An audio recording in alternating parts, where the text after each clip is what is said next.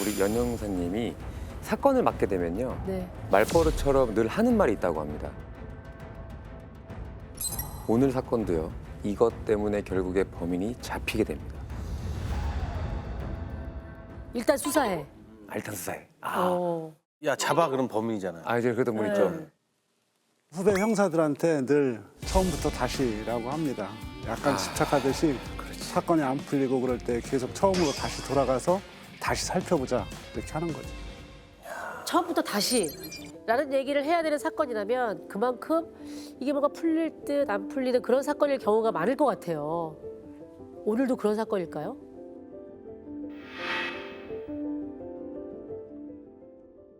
자, 지금으로부터 10년 전입니다. 네. 오후 3시 30분경 119로 다급한 신고 전화가 하나 들어옵니다. 사람이 죽은 것 같은데 빨리 좀 와주세요. 그러면 이것도 살인 사건일까요? 신고자는 누굽니까? 신고자는 그 사망하신 분의 사돈이었습니다. 사돈이요? 현장을 최초로 목격한 건 신고자의 딸이었고요. 신고자의 딸. 그러면 며느리가 시어머니가 돌아가신 거를 최초로 봤다는 얘기네요? 그렇습니다. 며느리가 이제 혼자 사는 시어머니에게 사골국을 가져다 드리려고 친정어머니와 함께 이제 차를 타고 가서 본인이 이제 그것만 드리고 내려온다고 올라갔는데 이제 아무리 초인종을 누르고 그래도 이제 문을 안 열고 그래서 평소 갖고 있던 열쇠에다 이제 문을 열고 들어간 겁니다. 현관에 시어머니 그 신고 있던 신발이 있어가지고 방에서 주무시다 보다 하고 그 안방문을 열었는데 그만 참변을 목격하게 된 겁니다.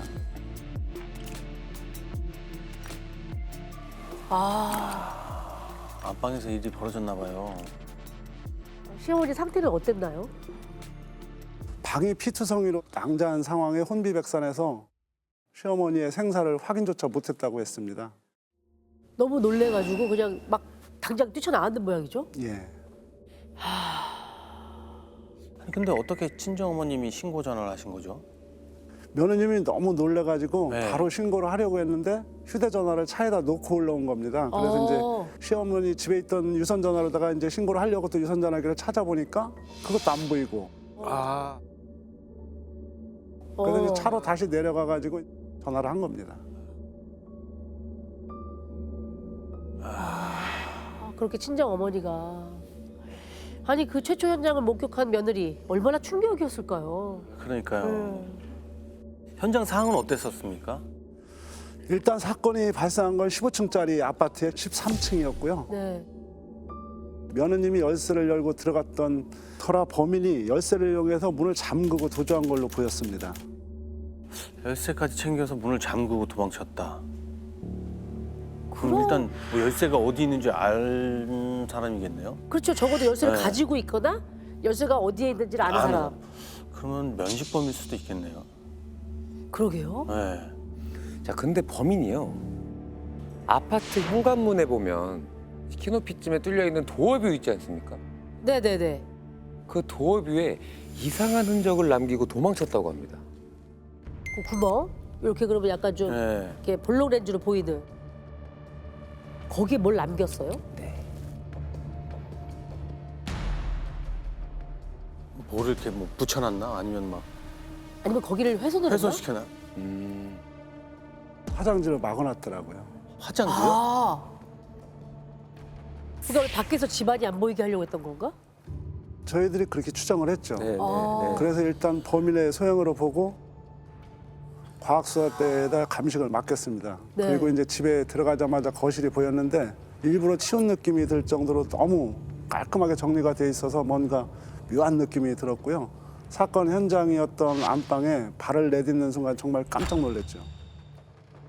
안방에요? 들어서자마자요? 왜 현장 끔찍했나 봐요. 안방이 물바다가 돼 있더라고요. 물 받아요?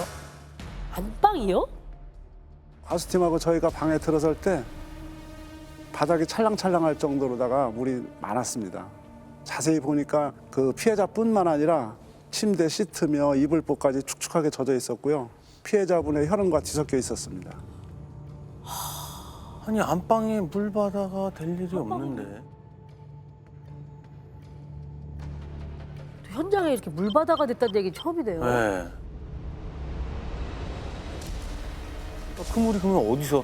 안방에 솔직히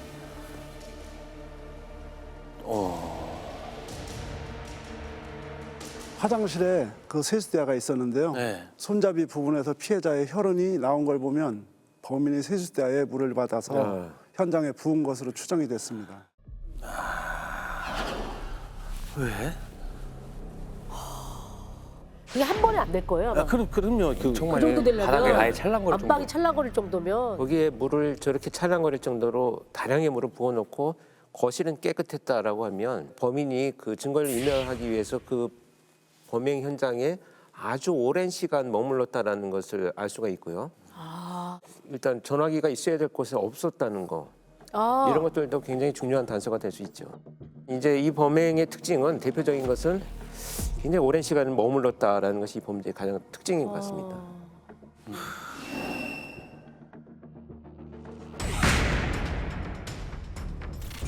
빨간 고무장갑을 끼고 복도를 왔다 갔다 양손에 쇼핑백을 가득 들고 말이죠. 그 쇼핑백에 뭐가 들어있는지 안쪽을 들여다보니까 피가 묻어 있더라고요.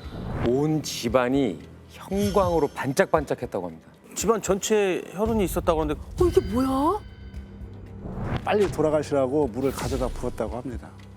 너무 잔인하다. 어떻게 그렇게 숨이 붙어 있는 할머니한테 물을 계속 뿌릴 수가 있지? 9시간 후 처음 봤어요. 잠깐 쉬었다 가실까요? 바람 한번 잠깐 쐬고 그래 오세요. 잠깐만 한 찬바람. 3분 쉬면 어때요? 이걸 직접 보셨으니까. 그러니까.